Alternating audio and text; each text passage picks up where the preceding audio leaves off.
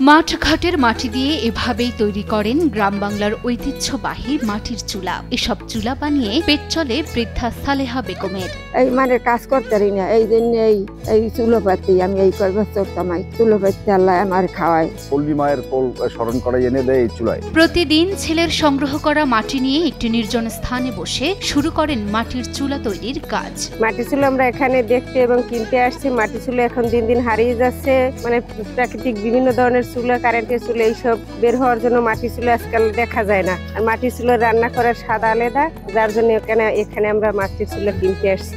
নিজেদের হাতের দক্ষতা আর সৃজনশীলতাকে কাজে লাগিয়ে তৈরি করছেন একের পর এক মাটির চুলা। দেশে তো বিভিন্ন ধরনের চুলা হয়েছে, কিন্তু মাটির চুলার রান্না করার স্বাদই আলাদা। মাটির চুলা দেখে চাষির মাটির চুলা দেখে আমাদের পছন্দ হয়েছে।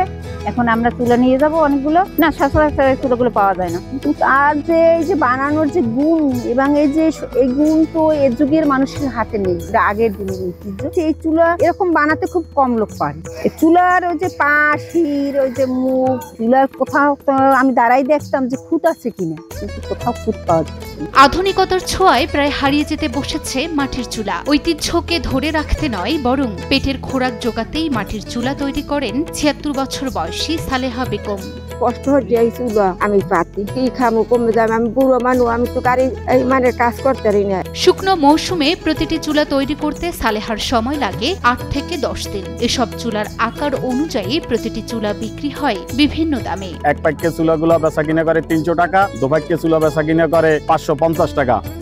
স্বামী থাকলে তো এত কষ্ট আমার লাগবে না। স্বামীর মরিগা ছেড়ে থেকে আমারে আল্লাহ আগে নিতে চুলা আমি ৫০০ টাকা বেশি, ৩০০ টাকা বেশি, ১০০ টাকাও বেশি।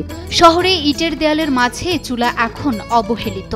একসময় গ্রামগঞ্জে চুলার বেশ কদর থাকলেও সময়ের পরিবর্তনে গ্রামগঞ্জেও কমে এসেছে এসব চুলা। এখন বিভিন্ন ধরনের চুলা হয়, সিমেন্টের চুলা হয়, গ্যাসের চুলা হয়। এখন আর তার এটা চাহিদা কমে গেছে, কিন্তু এজন্য সে ছাড়ছে না, তার কাজ কিন্তু চালিয়ে যাচ্ছে। বরগুনা পৌর শহরের পুলিশ লাইন এলাকায় রাস্তার পাশে বসে প্রতিদিন বিকেলে মাটি দিয়ে চুলা তৈরি করতে দেখা যায় সালেহাকে। ক্যান্সারে আক্রান্ত হয়ে ১৫ বছর আগে মারা যায় স্বামী ইউসুফ হাওলাদার। এরপর থেকেই রাস্তার পাশে বসে মাটির চুলা তৈরি করেন সালেহা। আমি এই চুলোই পাতি, আমার পুতের কষ্ট, আমার স্বামী গেছে ক্যান্সার হইয়ে মরিয়ে, এখন আর পুতে আল্লাহ পারে না, দেন ফেন হইয়ে যায়, দেন ফেন হয়ে গেছে হাতে, আর রিক্সার লেখানি রিক্সানো আমার পুতের নাই, কষ্টের জীবন। স্বাস্থ্যকর অল টাইম হানিকম, সব সময় অল টাইম হেলদি লাইফ। বৃদ্ধ সালেহার আপন বলতে এক ছেলে থাকলেও তিনি পেশায় একজন রিকশা চালক হওয়ায় মায়ের ভরণ পোষণ দিতে পারেন না তিনি। এ কারণে বয়সের ভারে কিছুটা নুয়ে পড়লেও নিরুপায় হয়ে পেটের তাগিদে মাটি দিয়ে চুলা তৈরির কাজ করেন তিনি। পুতের একখান রিক্সা নাই, বাড়তে যাইয়ে থাকবো, হ্যাঁ গড্ডুর নাই, স্বামী হ্যাঁ নাই, যার থেকে বাবা আর কষ্ট আছে না।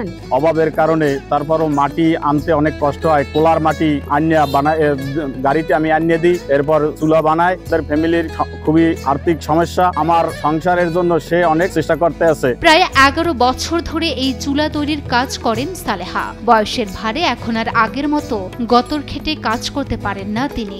একদিন দুঘন বেশি, আবার 3 দিনে 4 দিনে বেচতে পারি না, 5 দিনে বেচতে পারি না, আবার দুঘন বেশি, আবার 3 দিন বেশি, ওই আসুক পাসুক পাইয়ে মানে নেয় না। গতবার আমি এই দোকানকে বেশি ৭,০০০ বেশি, হয় না মিছে কথা বলবো না, ৭,০০০। আর এবার বেশি আমি ৫,০০০, আর আগে বেশি আমি বেশি। সবাই এনেছে এই চুলো, আমি কিছু দিনে খালি এই মাটির দিই, আমি কোলার মাটির দিয়া এই চুলো ভাতি, কোলাই গনে মাটি না লাগে, কোনো বাল্য মাটির চুলো হয় না। আনিয়ে পাচ্ছি এইবার খুলি, এইবার সাজি, এইবার লিপি, এক ফ্রিজে একখান চুলো ১০-১২ দিন খাড়া লাগে। কষ্টের তুলনায় সেই পরিমাণ পারিশ্রমিক পান না সালেহা। আধুনিক চুলার যুগে এই মৃৎশিল্পের কদর না পাওয়ায় দুঃখ প্রকাশ করেন স্থানীয়রা।